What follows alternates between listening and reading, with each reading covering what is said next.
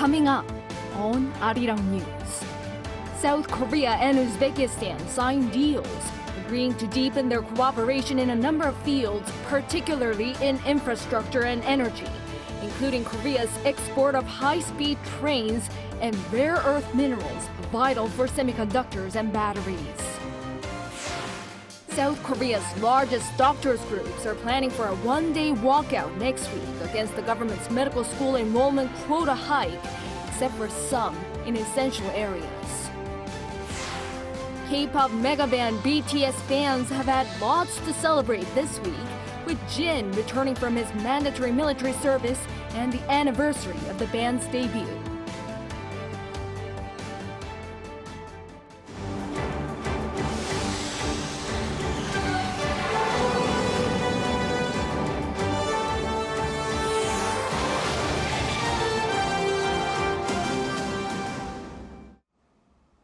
Good evening. It's 9 p.m. here in Seoul.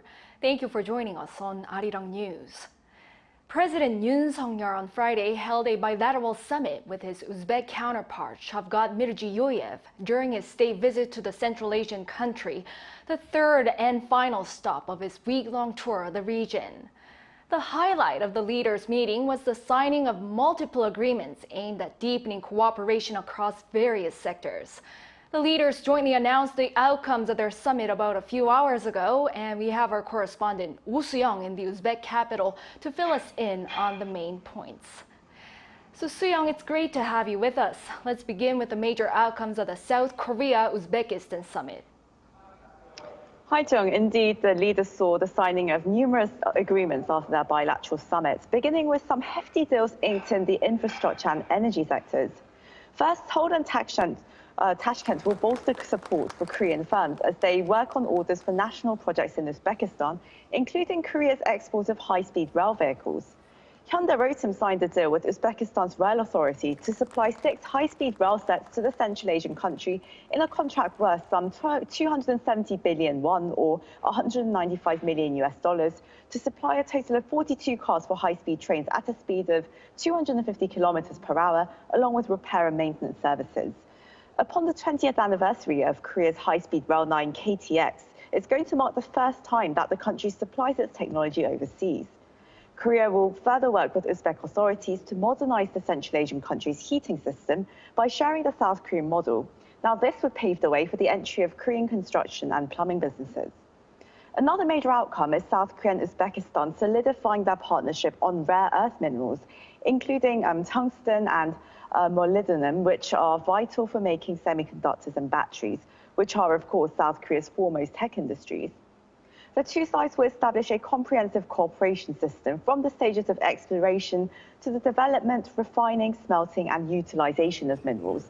And they'll also allow Korean firms to participate in development and production ahead of other competitors if the economic viability of a mineral is confirmed. Right, and President Yoon also emphasized the need to reinforce the two countries' special strategic partnership. That's right. So the aim here is to expand the fields of cooperation and facilitate stronger mutually beneficial partnerships, according to President Yoon. And to further help Korean firms make inroads into Uzbek industries, Seoul is going to back Uzbekistan's bid to join the World Trade Organization, as that would stabilize their business prospects in the country and expand financing options for Korean firms looking to export automobiles, auto parts, machinery, and equipment. To diversify the fields of economic cooperation, Korea will ramp up its concessional financing to Uzbekistan. Such funds would contribute to future-oriented projects, such as building a pharmaceutical cluster in Uzbekistan. And with the Central Asian country's young and dynamic population, technological training and vocational centers will also help build a skillful workforce. Now, the two countries will also boost military cooperation to go beyond education and training to cover cybersecurity, counterterrorism, and defense technology. Now, upon reaching their 5-year milestone of the so-called Special Strategic Partnership, the two countries will take their cooperation further to the regional level, with South Korea having launched its K-Silk Road initiative, which aims to bolster partnerships with Central Asian countries on economic security, development, and culture. The Uzbek president endorsed this initiative, and in a show of solidarity on regional and global issues, he joined President Yoon in calling for the complete denuclearization of North Korea and backed his audacious initiative of offering unprecedented economic benefits in return for the North scrapping its nukes. So as you can see, there were quite a number of important takeaways from this summit.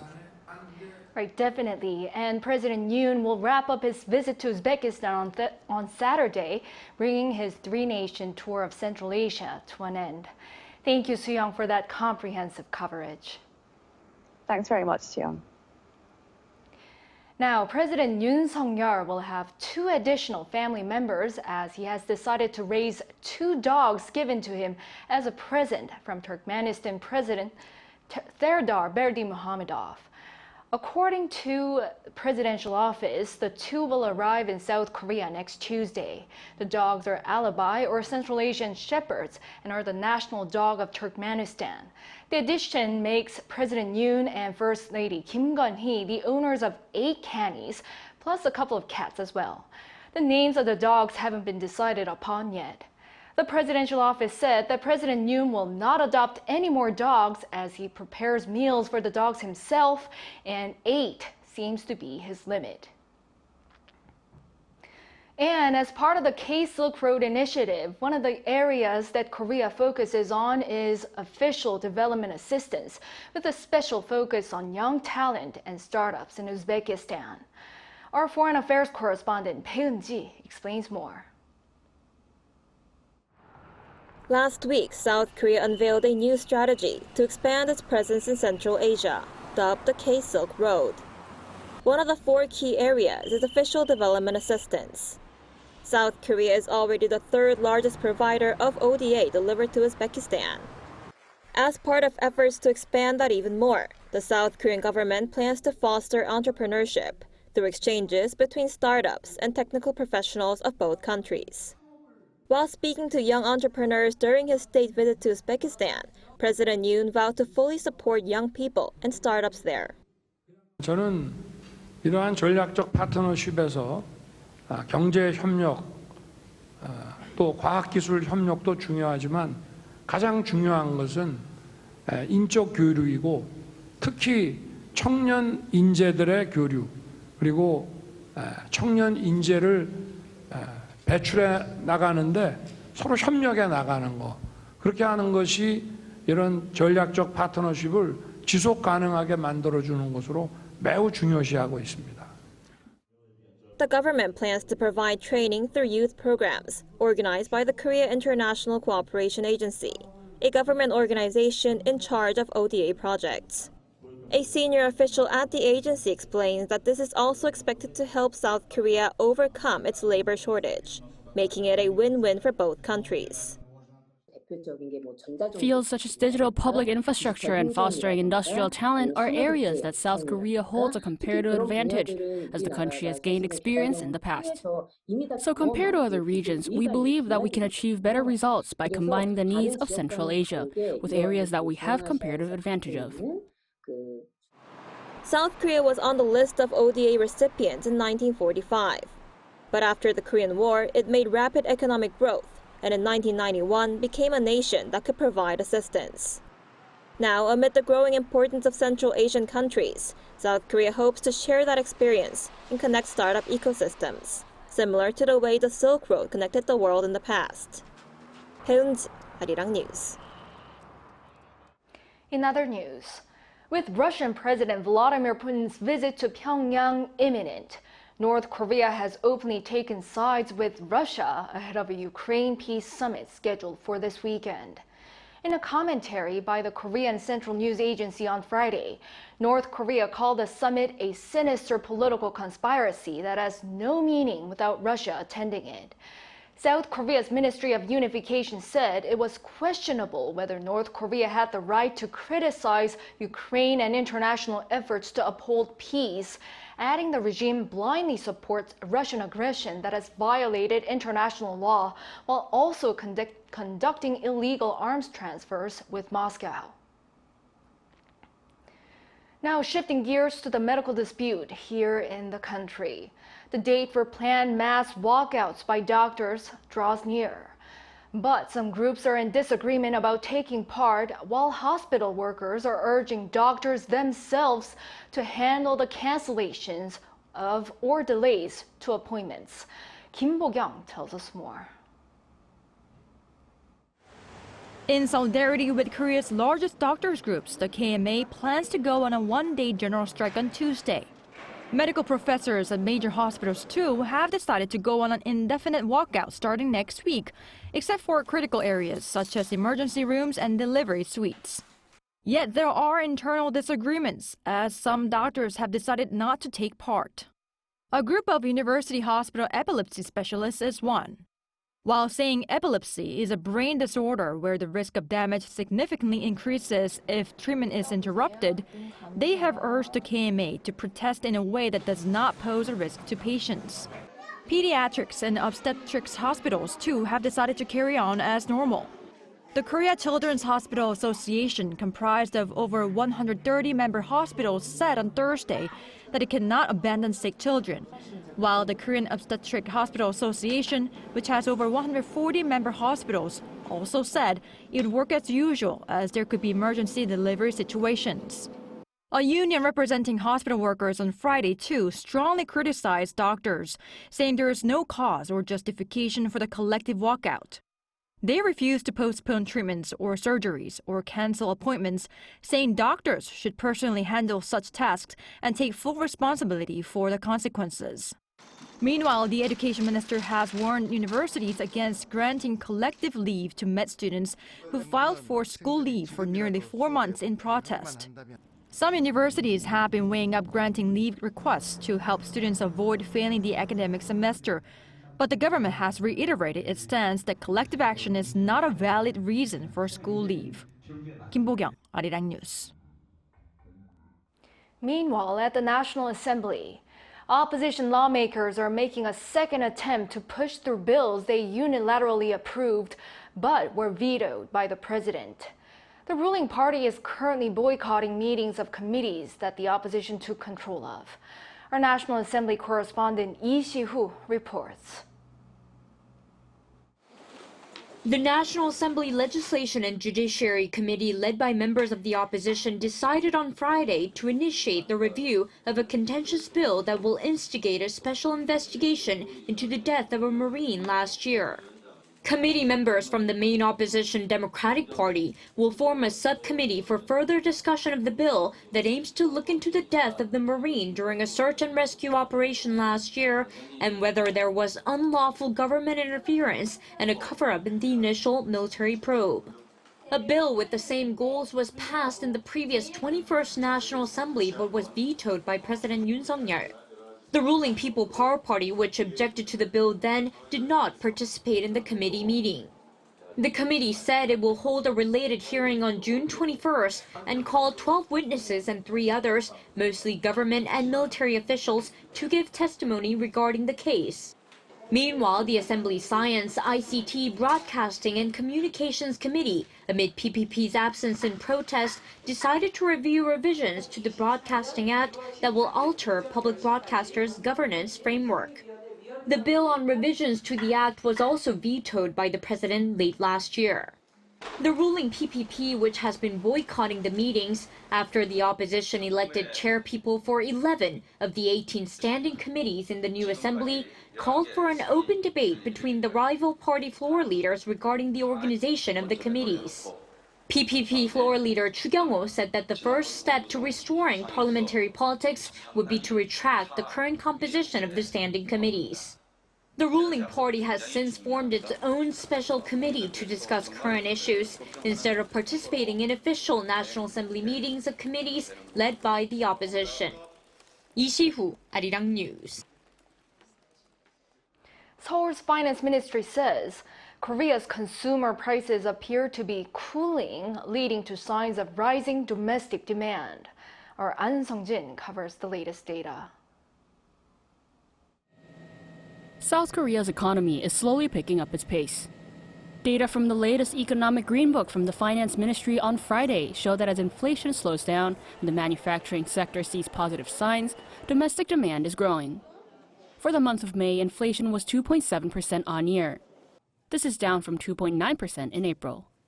In particular, the prices for agricultural goods have stabilized as supply improved with better weather conditions compared to the year before.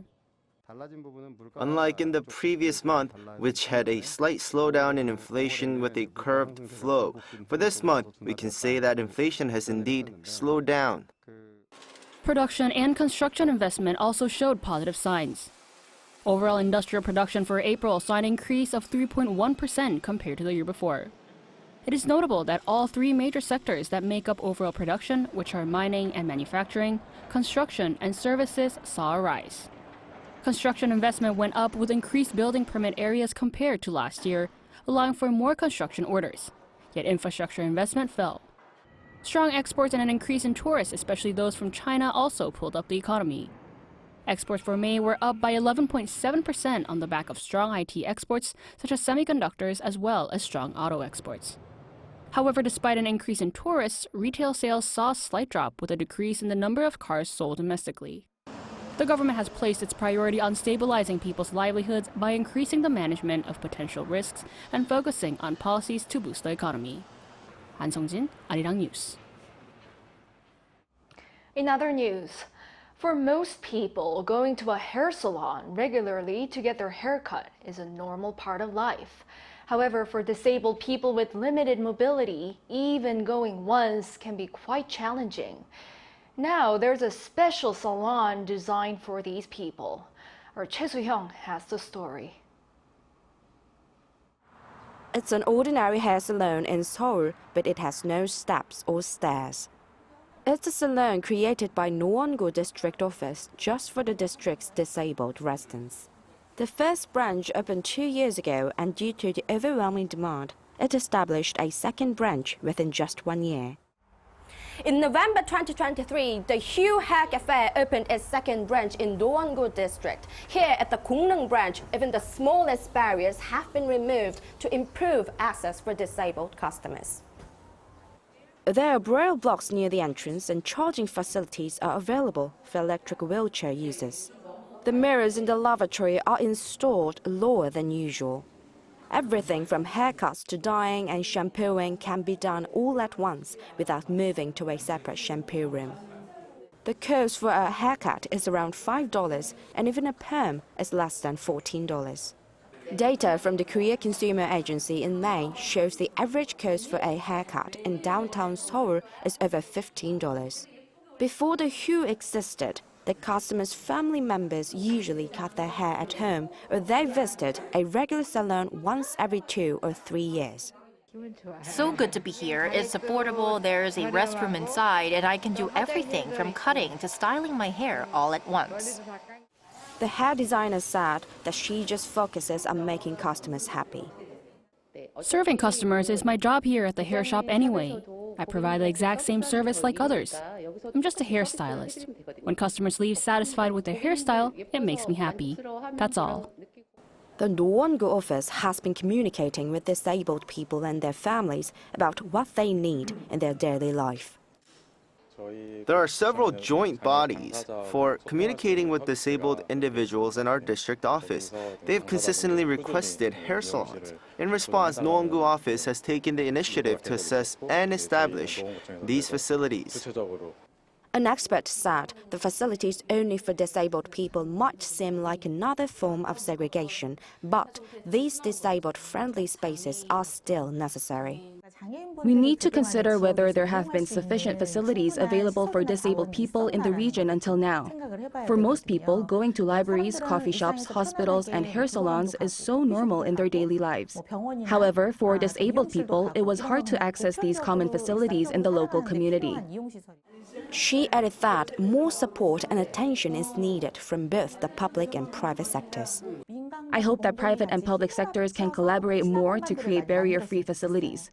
When the government supports private business owners trying to make disabled-friendly hospitals or salons, it could become easier.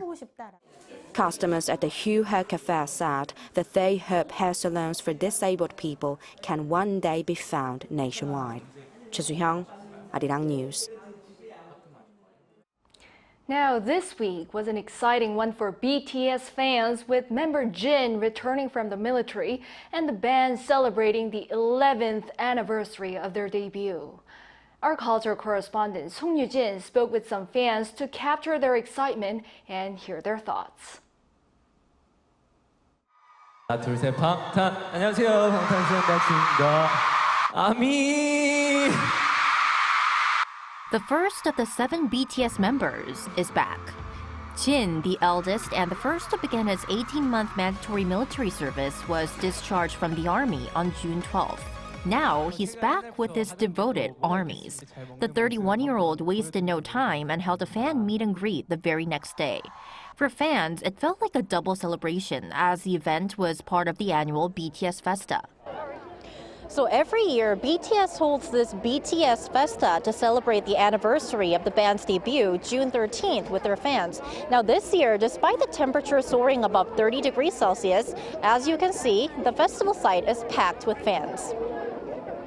Although it's been 2 years since BTS announced their hiatus as a group, fans have shown their unwavering love and support, giving Jin the warmest welcome. My bias is Yoon, so yes, Kim Seokjin. So he comes back, and I don't know, I feel like my favorite person in the world, come back to me, and it's really important. So the wait of like 1.5 years, it came to an end, and we see him so happy, so handsome. It made us feel like so proud. Experts credit this to the members staying connected with fans by releasing music prepared before their enlistment. Recently, the industry has been trying to minimize the military hiatus for male celebrities. This approach is also seen with actors like Park Bo-gum and Lee Do-yeon, who released movies while doing their service. Additionally, fans now feel the wait is shorter because the military service period has been reduced to about 1.5 years.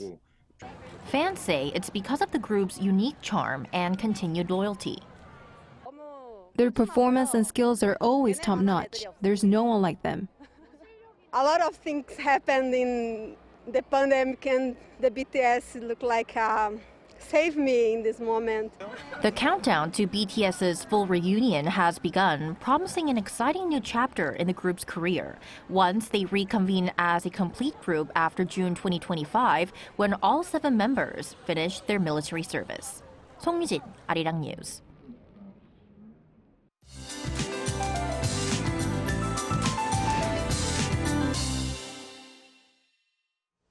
The scorching heat continued throughout this week. Temperatures were at their highest today. Seoul soared up to 33 degrees Celsius during the daytime.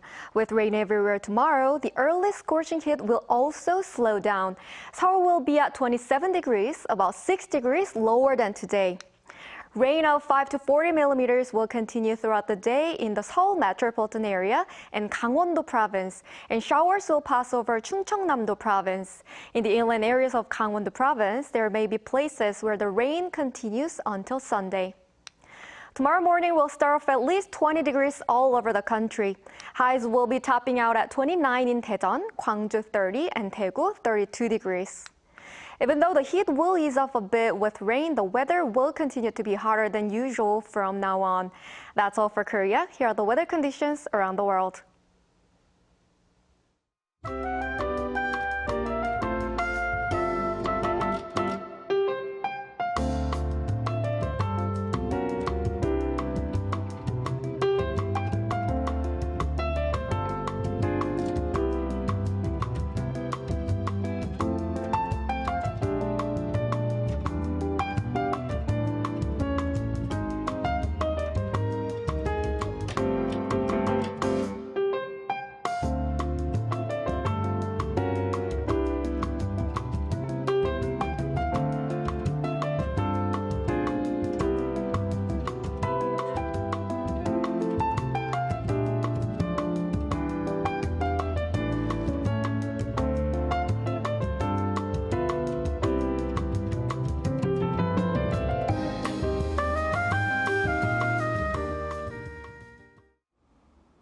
Well, that is all for this newscast tonight. Thank you for watching. Hope everyone has a great weekend and a good night.